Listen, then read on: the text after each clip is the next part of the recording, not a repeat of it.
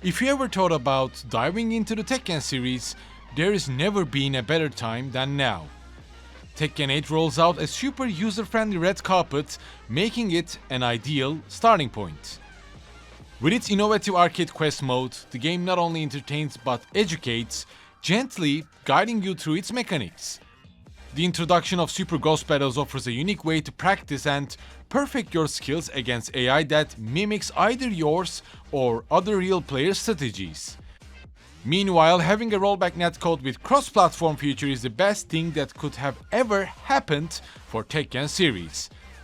So that makes Tekken 8 basically a celebration of martial arts, a blend of tradition and modernity, inviting you to be the part of its ever-evolving story. And without giving any spoilers to its story, I will be talking more about my experiences and Tekken 8's features. I'm here to talk about first must-play experience of 2024. Tekken 8 might be the pinnacle point of the series, so just grab your controller, choose the character that looks the most interesting to you, and as you guess, I'm Arcadenaut here. Today I will be your guide into your next battle. I think I've shared this with you guys a lot of times already. I've been playing Tekken games since I was either 5 or 4, but I was never ever a competitive player. I had no friends to play Tekken, there were no arcades around where I used to live, so although I knew about Tekken, I was also quite distant to its competitive scene. However, Tekken 8 helps me to improve quite quickly, and merely in around 30 to 40 hours of Tekken 8 gameplay time, I can see the improvement when I started doing ranks with my second character Lars Alexanderson. I started to play as Jun Kazama, started from beginner rank, and around 100 matches I reached warrior rank, spoiler alert, and I'm still not sated. As I mentioned before, the rollback netcode and the cross-platform lets me to play from the people around Asia region, and I often find myself fighting against Korean Tekken players, and I'm still having lots of fun. So don't ever feel like you are late to the Tekken series or anything, as in fact, it is just getting started. Tekken 8's design philosophy seems to pay homage to the series' roots, particularly Tekken 3 and Tekken 5, the games that are often considered as the pinnacle of the franchise. Especially Tekken 5 was praised for its fluid gameplay, diverse character roster and engaging storylines, and Tekken 8 captures this essence through its refined combat mechanics, character designs, and narrative arcs. Although there are some points that I consider as flaws in Tekken 8 story mode, it is offering a cinematic experience that is both engaging and visually spectacular. Centered around the conflict between Jin Kazama and Kazuya Mishima, the narrative spans 15 chapters. You get to see Jin trying to conquer his devil gene to fight against his own father. Meanwhile, other characters are trying to support Jin, while also trying to earn time against Kazuya's dominance. Characters like Reina and Lars adapt to the story, but sometimes the narrative feels too fast-paced during some of the events. I played the story mode in hard difficulty, and only during some boss fights I felt the challenge. The rest of the normal fights felt reasonably acceptable. It takes between 4 to 5 hours to complete if you play it on hard difficulty, and to be honest, I'm interested in what the future holds for Tekken's story. However, that's not all.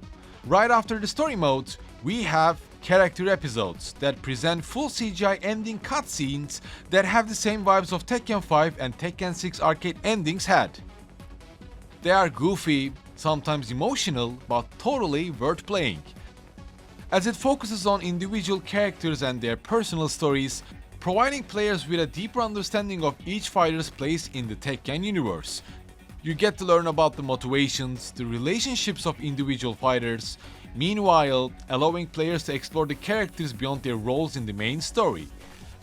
And the best thing is, they are easily consumable. They offer quick glimpses into the characters' lives, delivering story elements without overwhelming the player with lengthy narratives. Also, designed to be accessible to both newcomers and longtime fans. New players get a chance to learn about the characters' histories, while veterans can enjoy the expanded lore and character development. I'm totally enjoying it and definitely advise you to give it a try. As next, let's move on to Tekken 8's gameplay mechanics, its features that would help you to improve and enjoy fighting either in quick matches or ranked battles. Whatever you would like to do, Tekken 8's matchmaking system and accessibility makes the game so addicting that you would find yourself practicing combos, watching your replays, or making your own customized characters. One of the standout features in Tekken 8 is the introduction of hit smash attacks, offering a dynamic twist to combat. And unlike the rage arts in previous games, hit smashes can be strategically employed at any point during a match, adding a new layer to the gameplay, and it doesn't require you to be at critical health or anything. For that, we still have ultimate moves for each and every character. Heat attacks can also be used in a combo as the heat engager to activate it, or you can just fully use it as a combo finisher and then maybe dash to your opponent. These attacks are among the flashiest and the most visually striking in the game. They not only serve a practical purpose in combat, but also inject a unique personality to each character. And I believe they are designed to be balanced within game's overall combat system. These hit moves can quickly change the tides of a match, rather to finish your opponents quickly or to make your biggest comeback. In addition to that, many of the characters have changed. Jin Kazama feels more accessible now, Yoshimitsu seems to be the recent favorite of many due to his new moves, Hwoarang has new crazy mix-up attacks, Lars Alexanderson is fast as lightning with his dynamic entry stance. So what I'm trying to say here is that all of the characters feel interesting and fun to play. We have in total 32 unique fighters here, including returning favorites and intriguing new additions like Azucena, Victor and Reina. Well, although Azucena is not that popular here in Japan region, there are many Victor and Reina players that are hungry for battle. I've said it before and I will say it again. The only two characters that I would replace are Panda and Shaheen. And I think I'm still adamant about my opinion about both of these characters. I'm still waiting for Lei Wulong, but a huge but here, in his absence I found my new favorites. Jun Kazama, Lars Alexanderson, Zafina and Yoshimitsu for the time being. I picked Jun Kazama as my first main after I played a couple of matches with Reina and climbed to warrior rank in 2 days. Then I switched to Lars, starting from the combatant rank and climbing to warrior as well at the moment. There are many characters that I want to give it a try, many moves and punishes that I need to learn. But these two characters, Jun Kazama's technical gameplay that requires me to carefully read the opponent's movements and then starting to punish with her own unique stances, Lars's dynamic stance that will let me either to play aggressive or to decide whether to enter a stance or not is what clicked at the moment. Zafina with her unique and obscure stances are really fun to play, but just like with Yoshimitsu, I feel like I need more time to practice and adapt to their playstyles.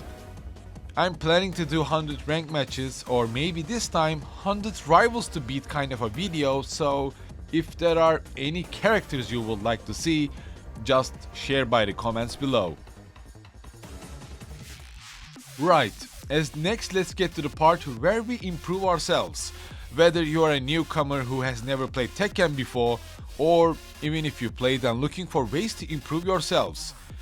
We have arcade quests, super ghost battles, and then maybe the most efficient one, replays with feedback functions. First of all, the arcade quest in Tekken 8 is a unique single player mode that combines traditional arcade style with a narrative driven journey. Unlike the traditional arcade modes of the fighting games, it implements a storyline into the gameplay. You wander around with your custom avatar, battle against NPCs with the character you choose, rank up, and then move on to the next arcade center. Your goal is to be the best, basically like a minimal yet similar version of a Pokemon gym battle, and then tackling the Elite Four. I believe this mode is excellent for newcomers as it gently introduces them to mechanics of Tekken 8, from sidestepping to punishing, how to use the hit moves or simple air combos and much more. And basically, all you have to do is to pick the character you are interested in. Are you interested in Nina, Yoshimitsu, or I don't know, Devil Jin? Just pick your character, play arcade quests, and it will help you through the basics if you are not fond of tinkering around all alone in practice mode. And in addition to that, arcade quest also allows players to customize your in-game avatar as well, and also your characters with rewards earned through progress in this mode. And by doing that, you can just create your own cosplay characters that you can use for online matches or however you wish to. Super Ghost Battles on the other hand is one of the best features of the game. Still requires some improvements, but definitely would help you to improve. Every character we play, every single one of them are being captured, recorded with AI technology named as ghosts. That means you can download the ghost of the world's highest ranked players, not those who are boosting each other but real deal pro players, maybe EVO champions. Find their ghost, download their ghost, and then play against them. Of course the experience won't be the same as fighting as the actual player, at least there's lot to learn and lots to practice. You can even download my June ghost and practice against her, and then maybe know how I play June in ranked matches, and then be totally prepared to kick my ass. You can as well as play against your own ghost to improve its AI, defend and punish against your own moves to learn about the mirror match as well. Last but not least, you can watch either yours or someone else's replay match and then receive feedback while doing it. These feedbacks are mostly punishment advices that are given by game system, meaning that this function teaches you the best, or I think the correct term would be the most optimal way to punish that move. Let's say you defend against a mid punch and punish it with a kick. Normally that's okay, right? If you punish it without getting hit, it's totally fine. But this replay function can give you a fundamental 3-hit combo, or maybe a launch combo or a low hit to punish that punch you just defended. And right there, without changing any menu or whatsoever, you can just hit practice, find yourself in a combo challenge map to practice that move. Rather than a strict teacher, Tekken 8 provides the opportunity to analyze gameplay and then understand where improvements can be made. I use it, my friends use it, I think FGS streamers use it, and you should use it too. Tekken 8 has never been this accessible, has never been this user-friendly, and never had such pleasant online experience. All other Tekken titles so far have been first developed for arcades and then ported for consoles and PC, but Tekken 8 here is all made for pure experience. Never heard anything bad about its PC optimization or people having connection issues or anything, and no matter where I look, I see people enjoying Tekken 8, I see people trying out new characters, people getting better by each day. And obviously, it's gonna be the best fighting game of the year, but what I felt truly is that Tekken 8 is an experience that you shouldn't miss. Doesn't matter if you don't know anything about Tekken, just pick the character that looks cool to you, join my Discord channel if you have nobody to fight with or anything, we'll help you out, we'll fight to be better. As always, thanks for watching today's video, and as I mentioned before, I might see you with my 100 matches with June video next, or maybe something different, I don't know, but I'm addicted to Tekken 8 at the moment, so be sure to write which character you would like to see next. Any humble support through Patreon or YouTube join is really appreciated, and I will see you soon in my next video.